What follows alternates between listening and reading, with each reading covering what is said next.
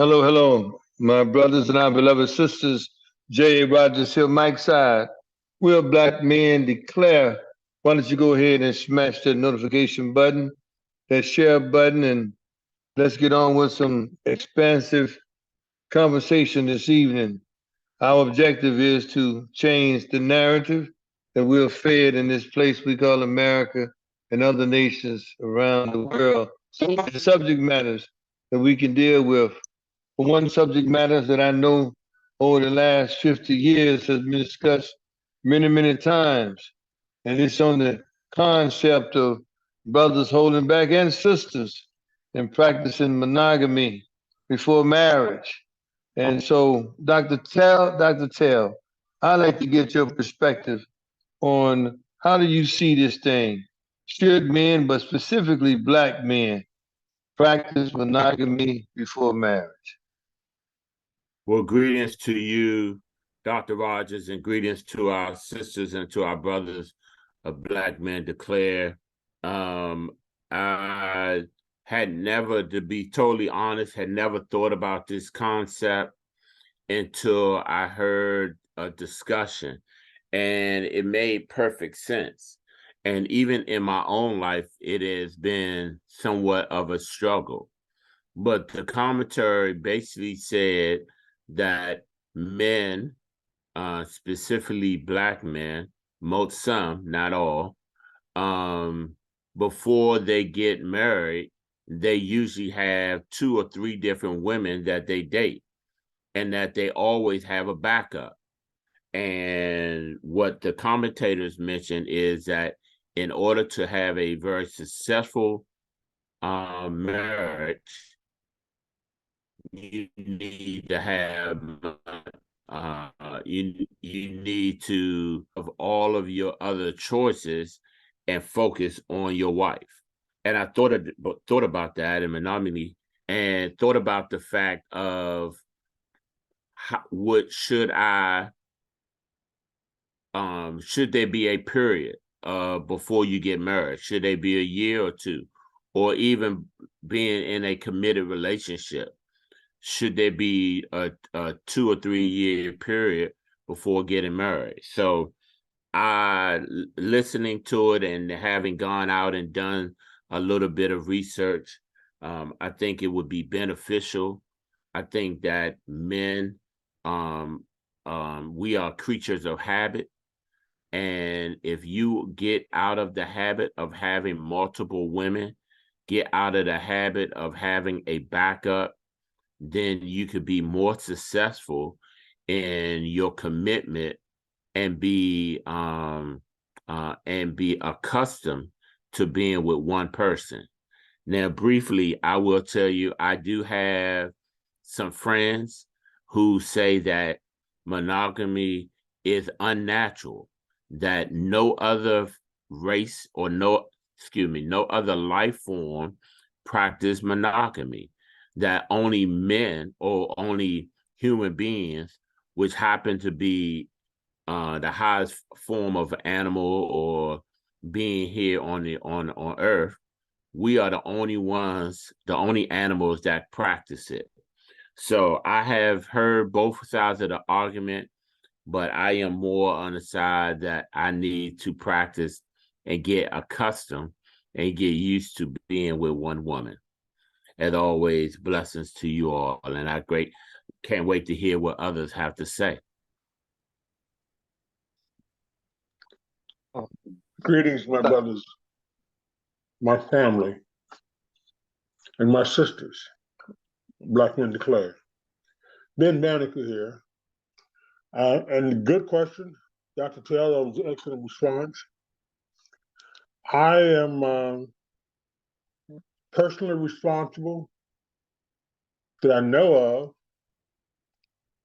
of not having any seeds delivered in this dispensation.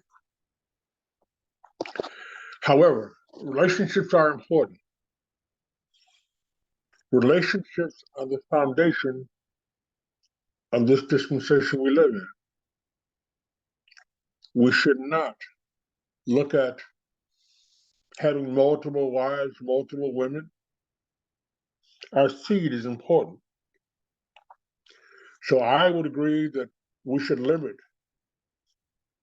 and only have one woman, only have one relationship. We, as human beings, are not as important as we need to be. God created us in his own image, and we are a step lower than the angels. But I agree with Dr. Tell that we're the only species on this planet that I know of. I don't know about all the other multiple species on this planet, but we cannot, particularly the Black man, has not shown the ability to have one mate. So I think that we should limit that exposure, preparing and saving the seed of mankind. I share that in love. Peace. Peace, family. Good to be on this episode of Black Men Declare. It's Denmark here, and good evening to my brothers, my colleagues in this fight for truth, freedom, justice, and equality. Monogamy. It's a difficult topic to discuss, but you're talking about monogamy and as it relates to before being married. And absolutely, I think that during the time that you're courting one woman, you should focus in on that woman alone. So that's the easy part for me is to talk about the before marriage. But here, where things are unbalanced in the Black community, especially across the world, but especially here in the United States, where Black men are taken away from families at an early age due to prison, due to death, due to drugs. Women are climbing the social ladder. Black women are talking, not having enough Black males in the dating pool to marry. And the Black men that has elevated themselves. There are times that's seen through ancient times and even in current times in certain cultures where a male who's able to, because of the imbalance of their society, chooses to marry more than one woman in order to populate, get the balance back. So they take on responsibilities. But here in America, we look mostly as a sexual thing, but it's not a sexual thing. It's a thing to make their society or get their society back into some type of balance. And for those purposes, I think that should be looked at as we relate to the marriage piece. But being that the topic specifically focuses on before marriage, I say that you should only focus on one woman that woman before marriage, whoever you're talking to at that moment. And if it don't work out, then you go find another one, but you should always be focused on that one. But as I said, when it comes to marriage and Black America being out of balance, I think that option should be on the table. Peace, family. Wow. This is a loaded question, Dr. Tell, in the sense that fundamentally, I believe that when you lay down with a woman, period, it should be some woman that has a level of quality that you would marry. Now, having said that, we know that before most of us came to a broad understanding of how valuable our bodies are and how valuable our seed is, we had not matured to that level. And especially when you think about our ancestors, especially during the time of slavery and even the period thereafter, where men oftentimes were studs. And if you were a stud, you were supposed to be like a superstar athlete today. You would have your ability to go around and lay with many of the women. And I know even growing up, I can remember growing up, I mean, pimps had a very high place in our hierarchy of who was successful and who you wanted to emulate and who you wanted to be like.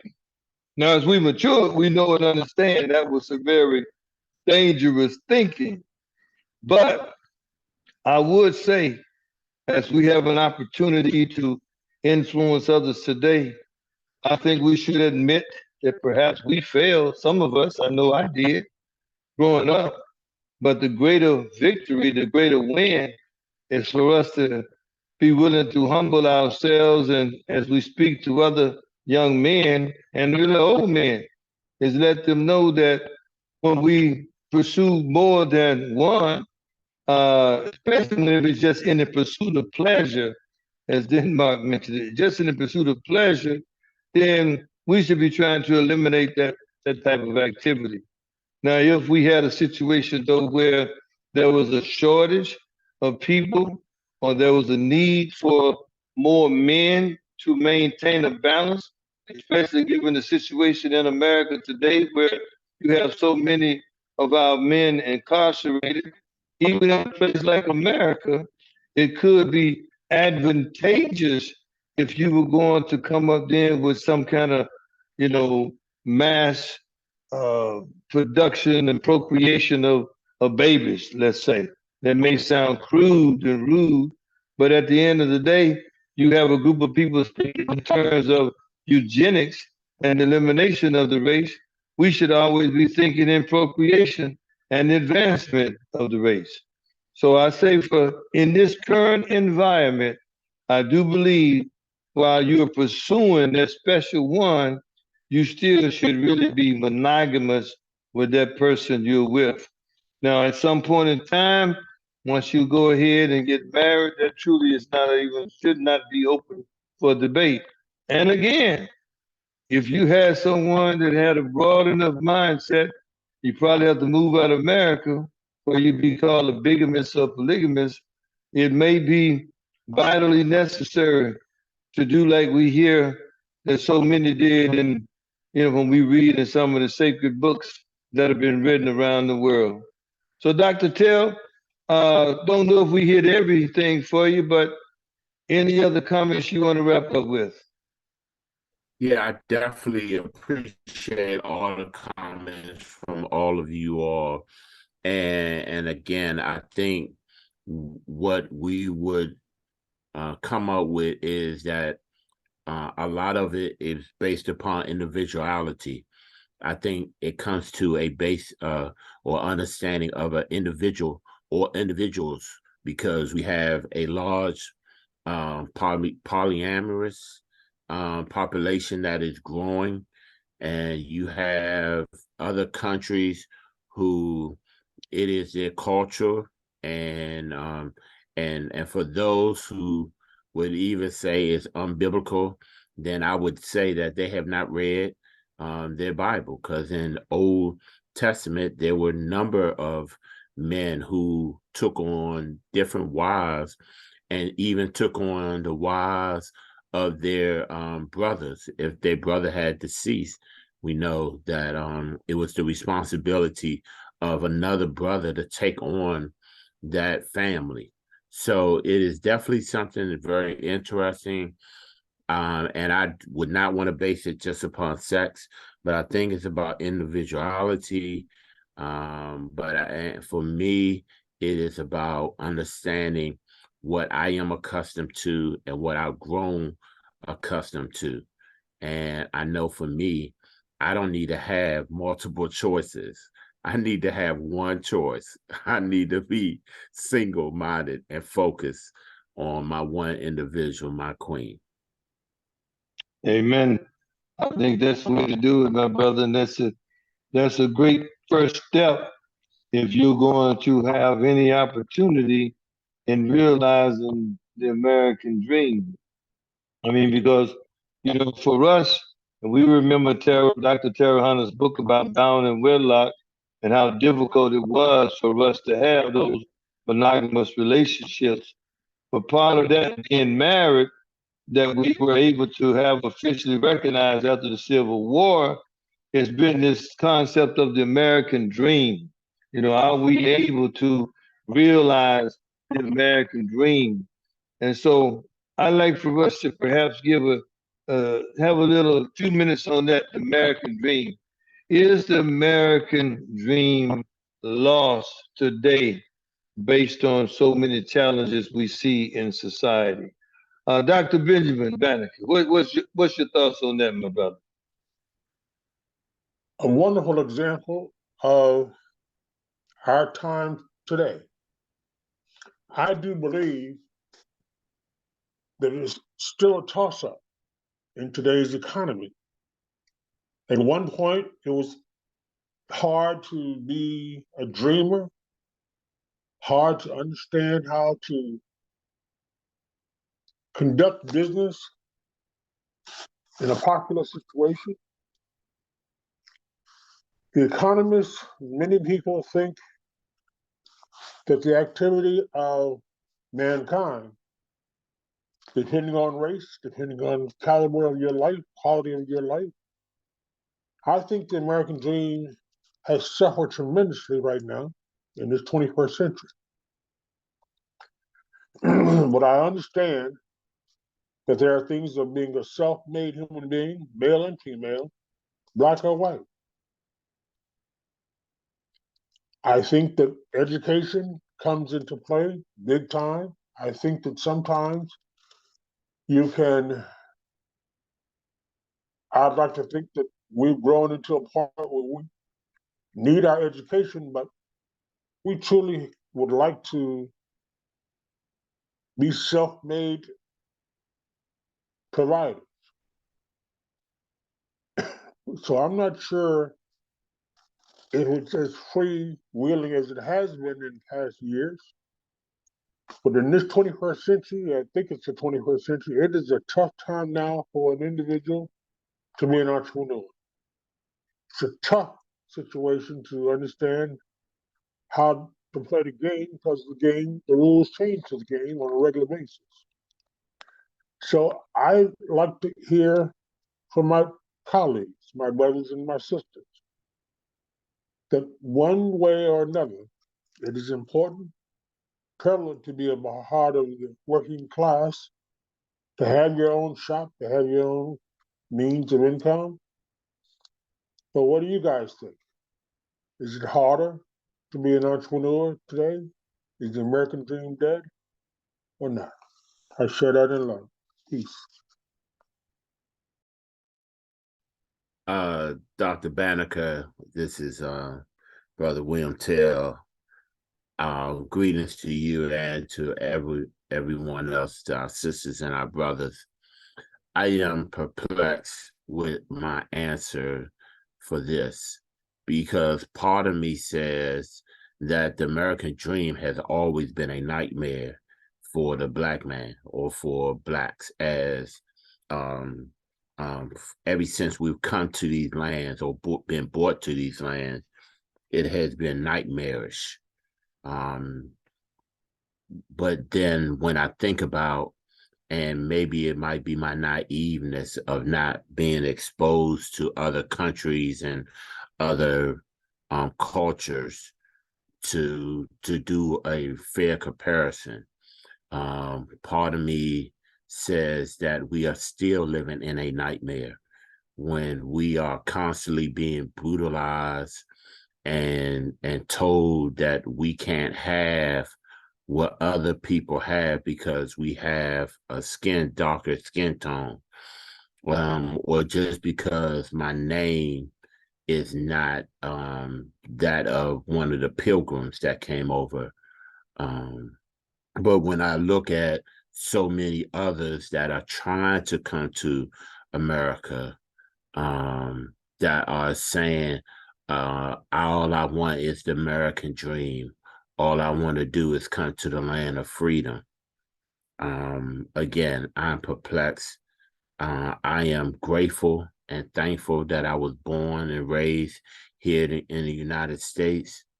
But when I look at my history, when I look at the history of my people, I'm not happy and I'm not proud about it.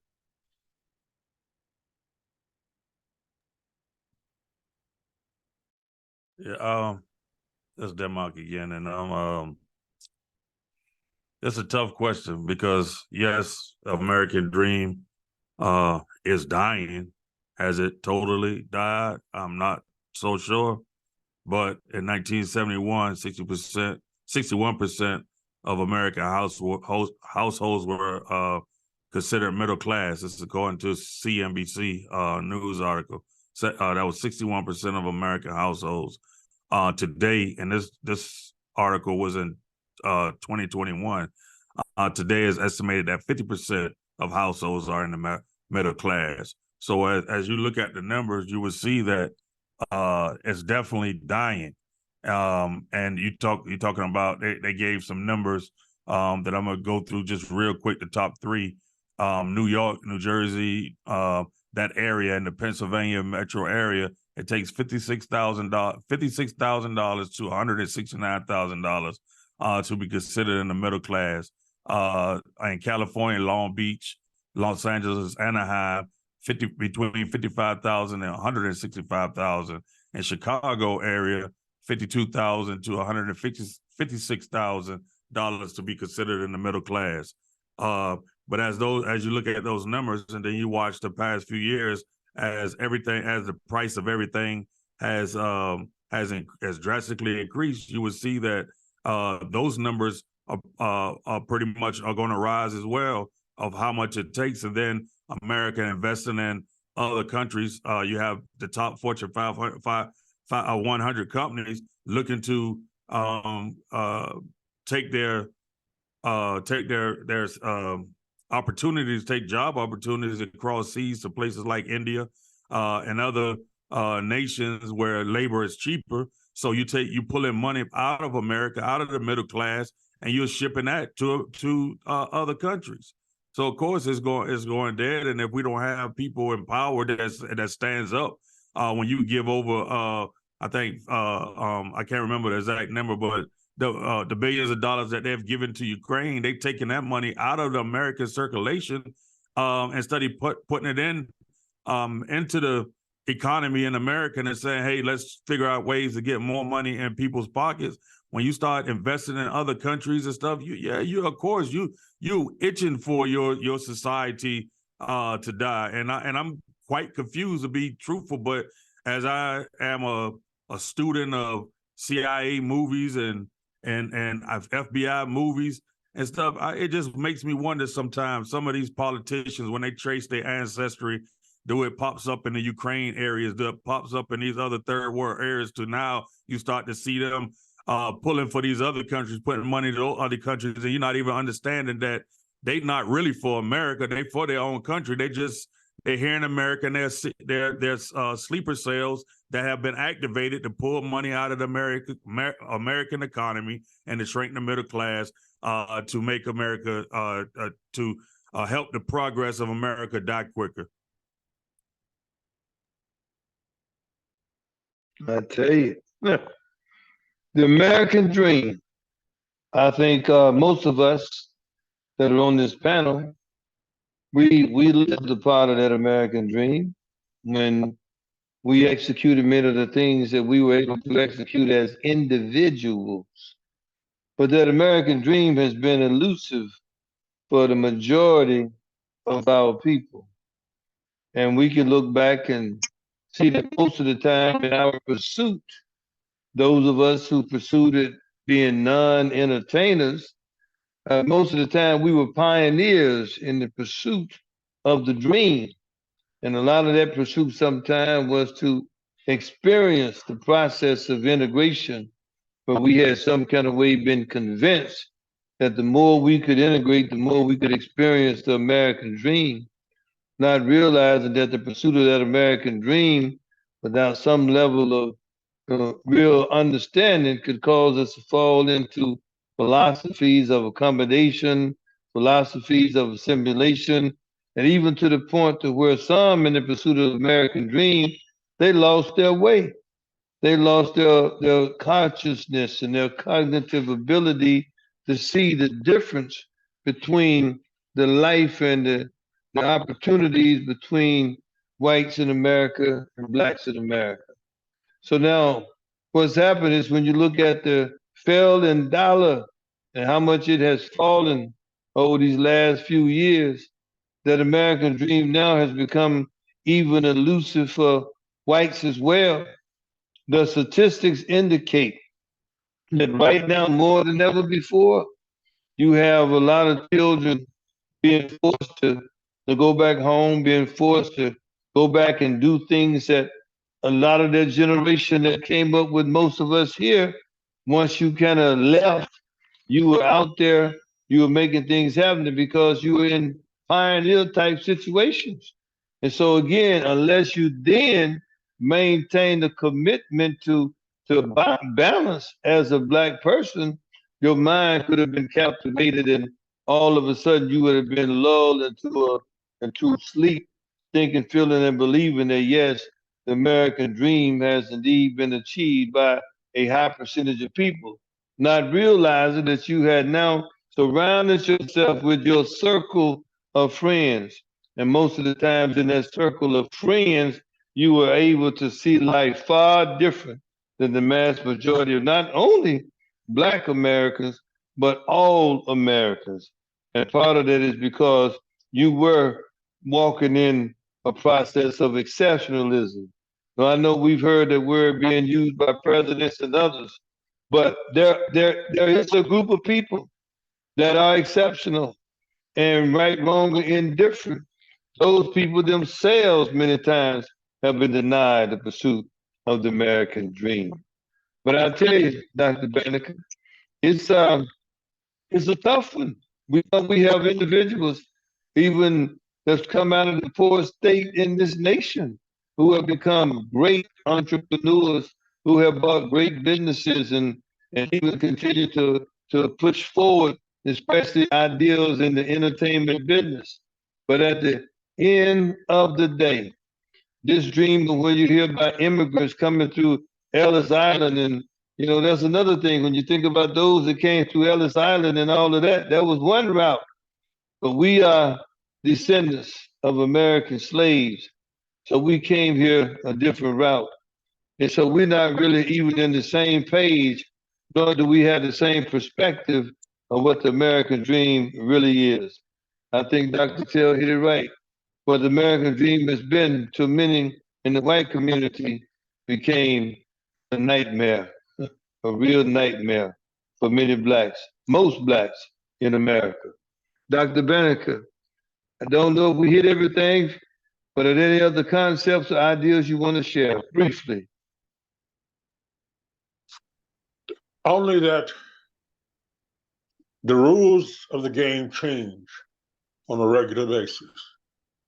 If we learn the game, learn the art and the gift that God has given us to be business people, to be independent, society changes the game. We sometimes don't adapt to those changes well. But I do hope that we do experience ownership of our own businesses in the present and in the past. I share and love. All right. Well, you know what? It's really, it's not funny. But now we think about it in terms of the marriage, the monogamy, and all of that. We think in terms about the American dream and whether it's been lost or not. If we continue to step back, because we're stepping back on seem like a macro basis, has America really reached this point of diminishing returns? And, is that slippery slope now so steep that it will fall as a democracy, just like those democracies that have fallen in times past? So is the crisis so deep that we are seeing where there may not be any recovery whatsoever? Denmark, what are your thoughts? Have we reached that point where hey, we're just gonna fail, or we've already done so, like all nations in the past? Peace, my brother. Loaded question. Thank you. This is a tough one because of all the stuff that we have talked about on this podcast just today. You look at America where marriage is no longer promoted. Everybody's about individualism. So you have the breakdown of the family from men not taking care of their responsibilities, or it's just being promoted to be promiscuous. Women being promiscuous, men being promiscuous.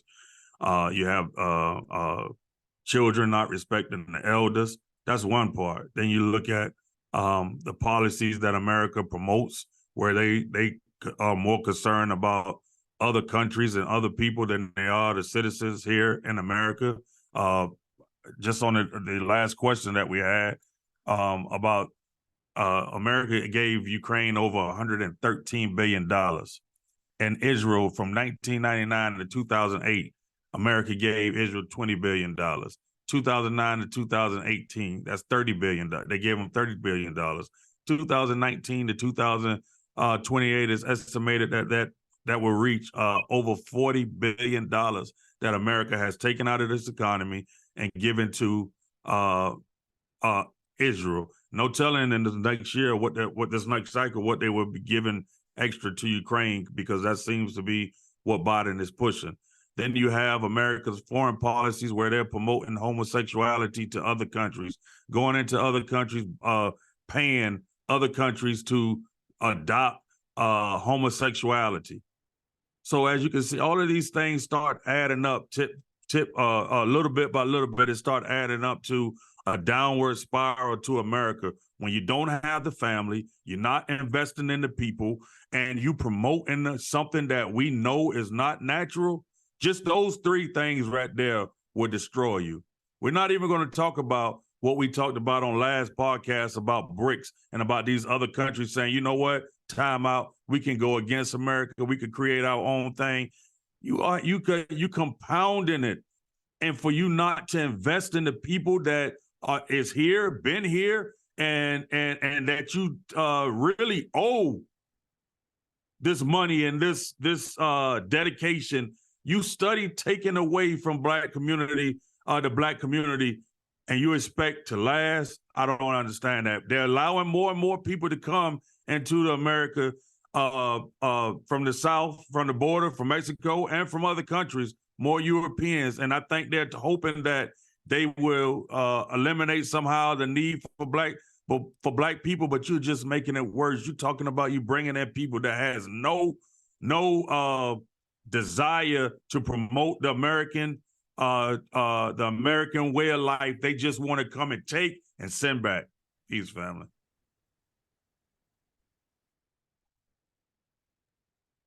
Dr. Tell.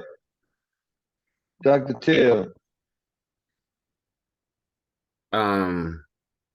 Greetings to everyone. As I was listening to Brother Denmark, I was thinking about the fact that whenever you have the economy or a situation where you have more than what you can handle, then you will then it will fall apart. Just in a very simple example, if you have a cup and you pour too much coffee in it, or too much water, or too much juice in it, then you create a mess. America had, or is on the brink of being a mess.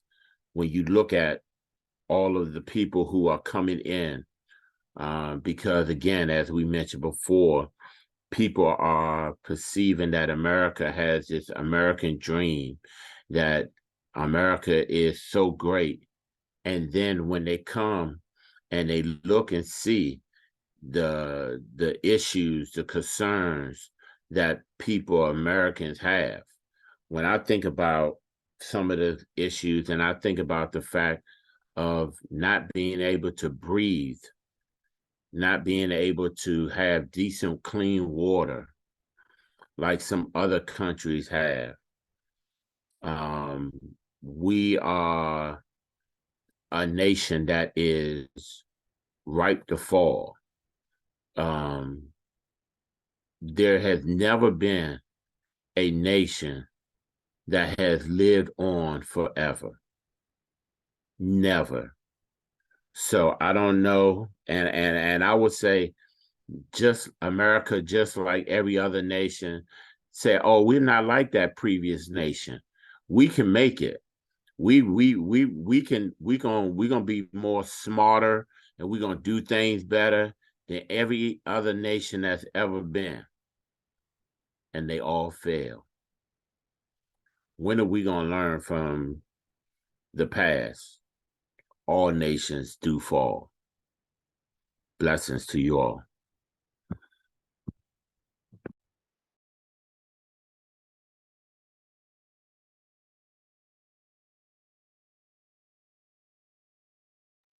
Dr. Ben, do you have any comments for us tonight on this subject? I'll pass on this one. It is a tough topic, a tough question. But I think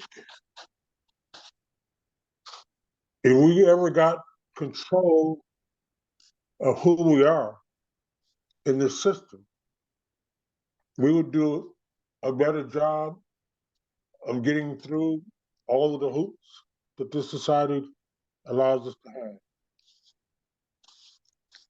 All I can tell you, in my spirit, they're talking about closing the borders in the South. They're talking about all of the money that it takes for us to provide for the immigrants that come in. Our infrastructure in this country is at a breaking point. All of the things that we're going through, this country has not been able to maintain itself. So we open up all of our hearts, all of our borders, all of our resources to accommodate mankind, i.e., other countries. I'm at a point, not sure where we go with this dispensation, but we have to try. It is imperative that we continue to fight to survive. I share that in love. Well, I would want to be clear. I do believe that America, as a nation, the democracy as a democratic nation is on the point of diminishing returns. It's on the downslide of that slope. And I believe it will continue to accelerate simply because we are now experiencing at the highest levels of government the most outward corruption that I believe we've ever seen. We know that corruption has always been a part of the American reality. But when you think about some of the things Denmark pointed out about marriages, about income levels, and all of that, at the end of the day, we move to the point that we have gone through even most recently with the former president and all of the things that he has done to literally bastardize the process. That January 6th was only the culmination and all of the confirmation that you would ever need to know and understand that we have indeed reached that point of diminishing returns for theoretical democratic republics and societies. Now, we know that there are nations that have been here longer than 200 years or 250 years. There are nations that's been here 4,000 years, 5,000 years, thousands of years. and the people still exist. So the question is going to be not whether or not it's fallen, it has fallen. And when you look at all of the technological realities that are taking place today, they will continue to facilitate that fall. Because now we've gotten to the point to where we're moving into a digitized society. There's going to be laggards, probably the group that may adopt least or the latest will be Black America, I believe. And that's why it's going to create and bring additional hardship on Black America as we transition to this final demise. Because once the United States is no longer, the US dollar is no longer recognized as a global reserve currency, that officially takes place because unofficially it's already taken place. As nations around the world, most definitely the BRIC nations, they've already begun to trade in their own currency and not going through that US dollar portal. So I believe, yes, we have seen the best of the best. And I don't even know when there may have been when you call it the best of the best. But when we all look at ourselves individually, we know we came, we handled our business, we did some great things. And even though we were the descendants of American slaves, that we were an example of what could be potential in the American project. So as we move down the road in years to come, we'll have to see how do we now survive in a nation that's no longer considered the powerful or the most powerful nation in the world. Denmark, don't know, you may want to have any kind of closing comments, anything you want to button up on this question. The mic is open. I think we pretty much covered all, but I would like to add, I think this was the time that it was blacks were supposed to show their resilience and show their supreme connection to God, but we are at war ourselves. When you have young rappers like Sexy Red and Megan Thee Stallion and Cardi B and talking about the stuff that they're talking about, and our young girls are listening, we are in no position to lead where it's supposed to be led, but maybe it's all in God's plan. Peace, family. I think it is, Denmark. I think it is all in God's plan. And because of that, since we know that it's in God's plan, that there's still hope for the Black man and the Black woman. There's still hope that the downfall of America could be the elevation of the Black man and the Black woman. Look at what 45 is going to now. You got two brothers and two sisters. Only God could orchestrate such a reality to have two brothers and two sisters that could force this man, this former president, this mafioso, into some prison guard. Don't not prophesizing and saying that it will happen, but only God could even create the situation where you have a man from Mississippi, a man from New York, a woman from New York, and one from Georgia that could cause such a thing to happen. And I'm gonna tell you, that some will tell you, Denmark, that oh, y'all got it wrong. It's so slippery slope. Everything is great. And you'll say that because see more Black men dating and marrying white women today than any time ever before. So, when you look at it, it's kind of strange. You look at the number of so-called successful, those who have made it, there's not been a specific study done of those that's in that high level. But on the all macro basis, they say that now 1 out of every 5 marriages of Black folks is an interracial marriage. And when we say interracial, we're talking specifically with the European, because we know ethnicity is run very broad and very deep around the world. But I guess the question I have today is what is the reason? And we'll start with you, Dr. Tell. What is the reason, the real reason you think black men date and marry white women? We know the sisters do it as well, but we want to leave the focus right now on what is the reason black men date and marry white women? Dr. Tell.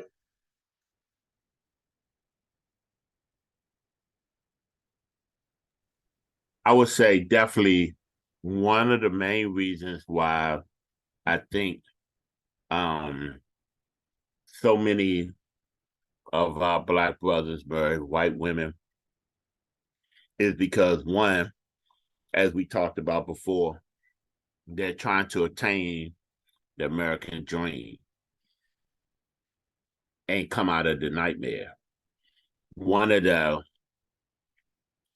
uh, one of the goals, or one of what we would perceive would be a attribute, because we was taught that white women were to be worshipped and they were almost like goddess like. And so now you have so many that are still suffering from this mindset that if I get a white woman, then I've achieved some level of success. I personally don't believe that, but I do know some that have. And then another reason why I believe that so many, because we find that there are a great number of white women, Caucasian women, and even Asian women that are more subservient than black women. Now, I know I might get a lot of flack over that, but when you look at the fact that most women, or some women, let me say that, black women are being pushed into positions where they are in leadership, where they are told they don't need a man, and they have believed in that philosophy. So then when they come across a man, a black man, there is a power struggle. I'm not going to let him tell me what to do. My daddy's already dead and gone, or I only have one daddy. I believe that a lot of men are really sincerely, a lot of black men are really sincerely looking for a place where they can be vulnerable, where they can be transparent, where they feel that they can share their innermost secrets and it be not used against them, and and they not feel disrespected. And I would say that for a number of years, a great number of black women have been put in this position, and they have abused the position.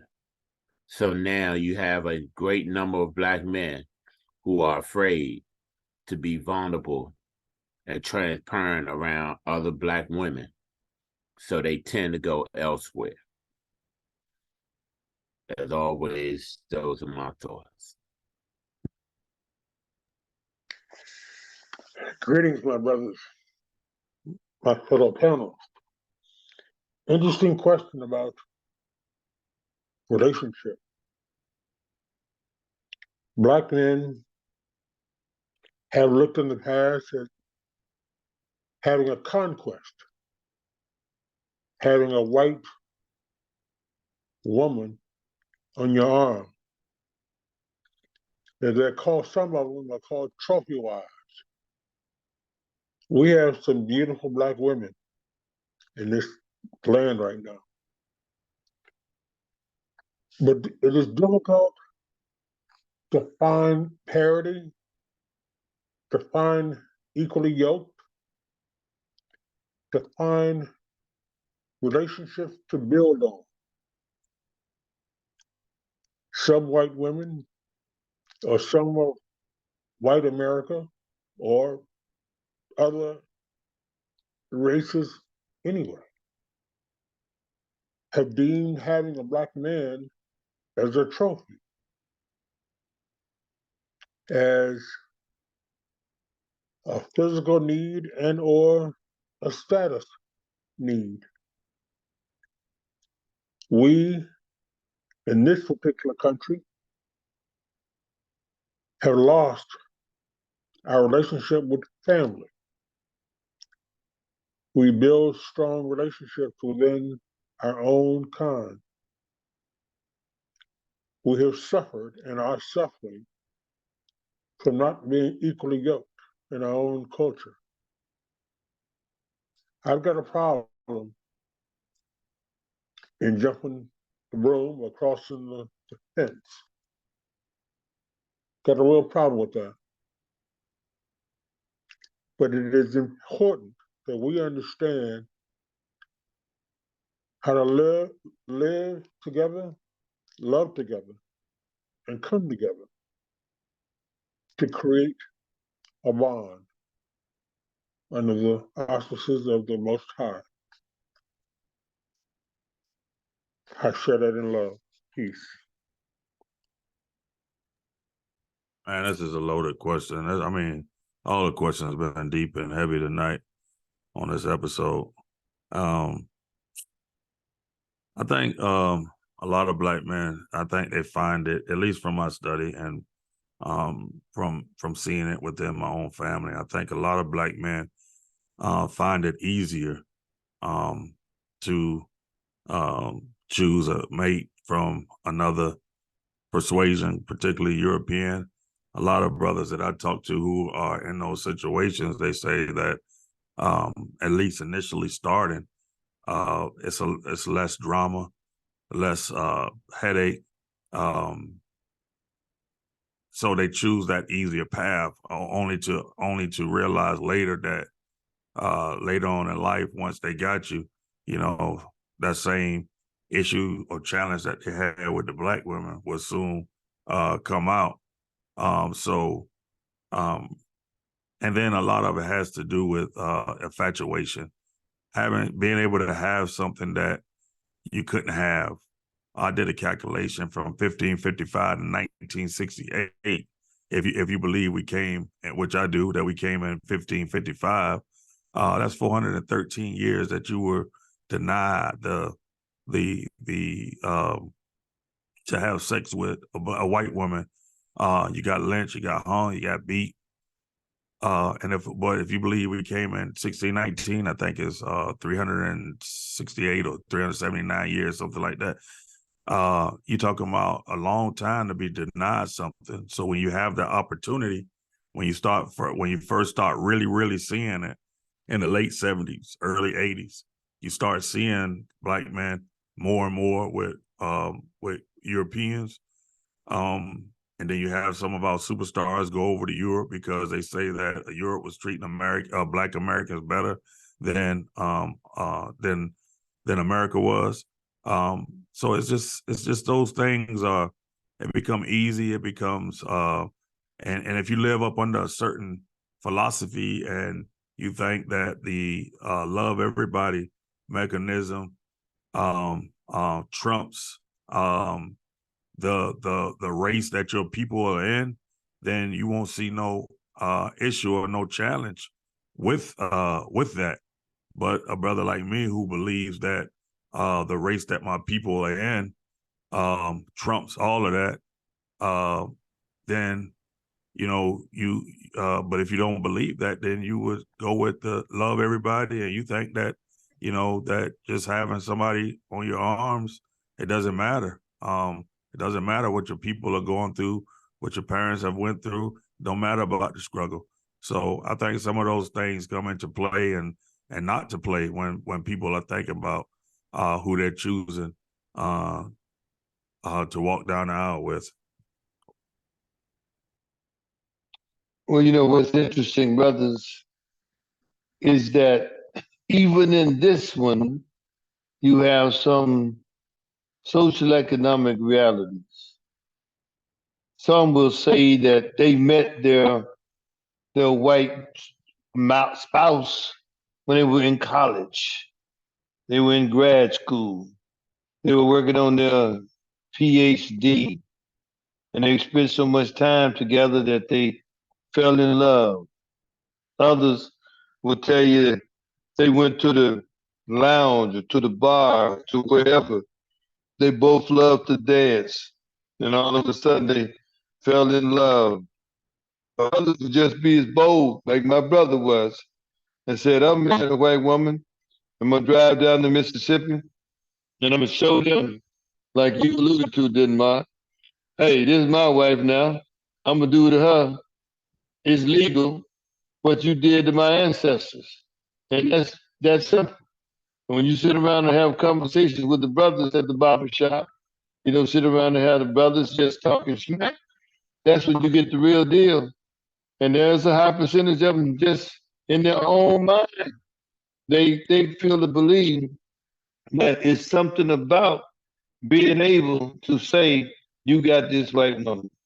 But again, we know and understand from Dr. Tara Hunter, let's go back to it again. She said one of the things the sisters learned was what? A manipulative spirit, that they will learn how to manipulate you and get you to do things that perhaps you didn't want to do. And that went for the white man as well. So while we all are angry and we all have a little hostility, pent up emotion about what happened to our great great grandmothers and great grandmothers and grandmothers and all of that good stuff, at the end of the day, it's not enough motivation. It shouldn't be enough motivation just to say that's what you want to get back at them. If you have that rare occasion where you truly fall in love with an individual because they are empathetic to your cause, they understand your purpose, they'll support your ministry, and all of that kind of stuff. At the end of the day, then perhaps you have found love. And it's not just about marrying a white woman to get back at what they did to your ancestors. It's my opinion we need to, especially as brothers, given the current numbers problem and issue we have here in America, where we chatted a few moments ago, last week, about the demographics of 6% black men, 6% of the population, 40% of the prison population. That puts a bad situation, and you compound the problem by going out then, and instead of being with a sister, you choose a European. That's sad. It's almost as when you look at that and seeing what's going on in America today. Because in the day, we see what it's like not to have good relationships, or what it's like not to be able to get on the same page to take care of any kind of business. Even in the world of politics, we saw this week a divorce take place. We saw that in the House of Representatives, that the majority leader got divorced, by his conference members, because 8 of his so-called conference members voted with the Democrats after one of his conference members decided to vote him out as speaker. And I don't think he really believed that something like that was going to happen. But in order to kick him out, you had to have some bipartisan support, because the Democrats said, "Yeah, we'll vote to take him out if that's what you're gonna make a motion to do." And he had 8 folks to jump on the bandwagon, 8 Republicans to take him on out the door. And so I guess when you see everything going on right now, brothers, and a serious thing the way you see is being proposed that 45 could be the Speaker of the House. We do realize the Speaker of the House is 2 levels before the president. So if you want to think about an ingenious reality, that if all of a sudden, you know, they came up with an ideal, or somebody resigned, or somebody whatever, that could open up an opportunity that where it would be a governor or somebody that could assign somebody, whoever they would want, to pick up that position, and then they get voted in as the majority leader because they still had the majority, and you did 2 levels away from the presidency. Can there be any kind of bipartisan support? Is it possible in this current United States Congress? I'd like to hear from you, Dr. Tell. What's your perspective on such a reality? To be honest, anything now these days, anything is possible. As you have mentioned, there is no way that America is going to continue to be the nation that we want it to be, that it can be, if there is not a coming together of different ideologies. I don't care if you're a Democrat, Republican, or independent. In order for us to survive, and then in order for us to thrive and work together, there's going to have to be some compromise. There's going to have to be some coming together and saying, let's do this for the greater good, for the greater cause. So many of them now are saying it's not about the greater cause, it's not about the people, but it's about making sure that we're right and only we are right. Again, that will add to the fall of America, and I think that will also cause the great divide. I would hate for America to go back into another civil war, but the way that is playing out, I would not be totally surprised. As always, blessings to you all.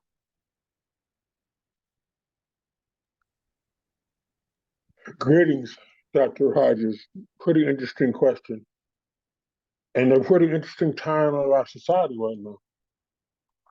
I'm of the opinion, Bid Raniker, that we've seen play out hustling, scheming, conniving, lying, cheating. And there may have been, in some cases, corruption. This particular paradigm, I call it a paradigm. A guy can't win an election, supposedly a free election. So then he says he wants to take it. He wants to start a riot or have an insurrection. Then when that isn't working, then he wants to put all the pieces together for unrest. But when all else fails, he's already stacked the deck in the court system. So if whatever goes that far, I got my cronies in the court system. Now he's saying that I was led down the path from listening to my lawyers. Corruption, I should say. We're corrupt. Beyond any measure, all measures, we're corrupt. And this is an indication that one man, not particularly a group, but this one man has seen and has shown the demise of mankind. I think that we are at death's door right now, and I don't know if we're going to return to peace and prosperity. I pray we do. But this one particular organization, this MAGA group, has been planning this, and there's a system of planning. We don't plan well. We don't understand how to implement the game. But this plan has been worked out for years. I think it's going to fail But what we have to go through to get to the other side is hell. So right now we are on the doorsteps of hell. And if we don't understand how to stop this locomotive, we are doomed. I share love. Peace. And there's several things coming to my mind when we talk about this bipartisan stuff in Congress. You say, could we have bipartisanship in America? I think anytime it comes to Israel, we have that very bipartisanship that you were mentioning here. But there's not many other times that they come together and put America first, or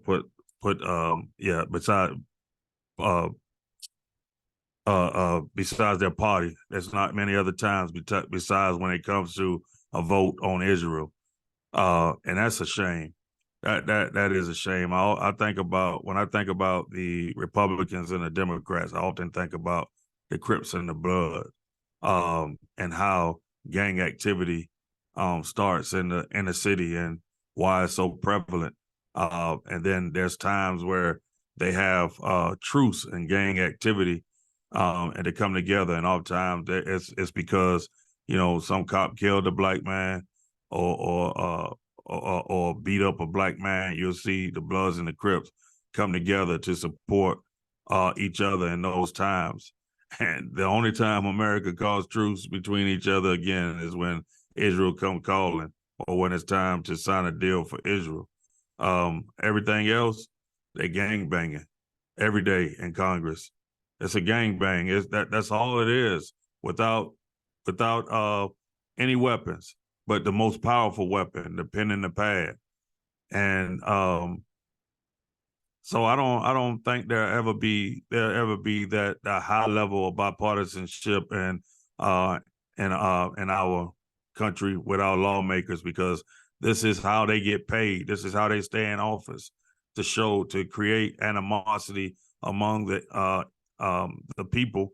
They got to show that they have animosity with their colleagues across the aisle. So I don't think we'll ever see that type of bipartisanship, except if someone attacks America, sort of like 9/11.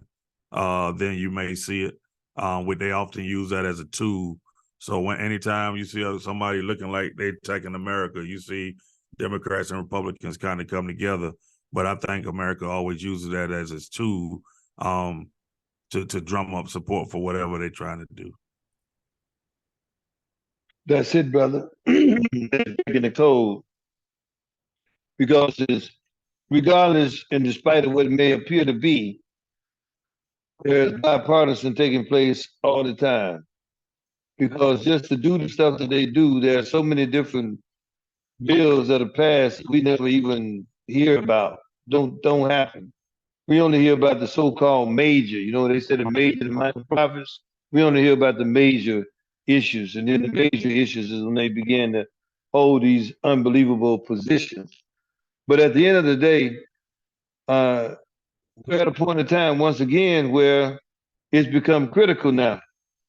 Think about what I said a few moments ago. That if in fact, some kind of way, because again, it's not one of those things that's clearly covered. If in fact, after all that we've seen and all of these 91 indictments, you have somebody say they want to put 45 in that position, Speaker of the House, two down from being the president of the United States once again in the current Biden term. I mean, that's it's too difficult to even believe possible. But like you said, William Tell, all things are possible. And I know who his great minister was, that Norman Vincent Peale. But at the end of the day, brothers and sisters, I said, my heart of heart, I think it could. But in my mind, knowing the level of corruption, the level of evil, the level of deception, the level of hate, the level of desire for power that currently exists in both parties, I really don't see where we're going to have any kind of real, true bipartisan agreement on any major policies that's going to make life better for blacks here in America. On all of that minor stuff, oh yeah, do have agreement. But anything major, it's not going to take place. It's just not going to happen. Brothers and sisters, we truly hope you have enjoyed some of our conversation, this evening as you go back and look at, the subject matters that emerged on this particular broadcast. You can see how it starts really with the family. It starts with the foundation. And it also starts with how you're going to relate to that family, how you're going to grow into becoming that husband. Are you going to live a monogamous life? Many things can happen that are not positive if you don't. There are some sexually transmitted diseases out there that's waiting on people that want to embrace a philosophy of from promiscuity.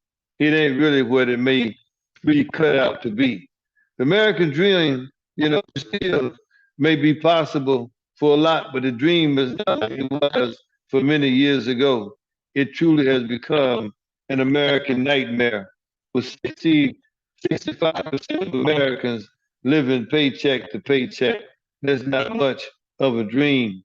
Most of them hoping and praying that the HVAC does not go out, the washing machine doesn't blow up, the television doesn't blow up, although they're so cheap they probably wouldn't mind on there. But it's truly an issue. And then when we see statistically so many of our young men and middle-aged men and old men, they decide to go across and marry on the other side, as you may say. Now, nearly full didn't say wherever they move, you move. But he didn't say wherever they married, whoever they married, you married. He didn't say that. That wasn't one of his recommendations. And then lastly, we have to use what we see as the inability of the Congress to come together as a means and a catalyst for us to come together as people, as men and women, black men and women in America and around the world. As we leave tonight, we want you to hit that notification button once again, smash it. Make a comment below. I mean, share this with a friend or a neighbor, co-worker, whoever. But we'll be back again to have dialogue such as this. And we always welcome your input by leaving a comment below. This is J.A. Rogers, Mike Side. We are Black Men Declare. Our purpose is to change the narrative from a black man's point of view. Until we meet again, go out and have those conversations and always leave them in peace and love.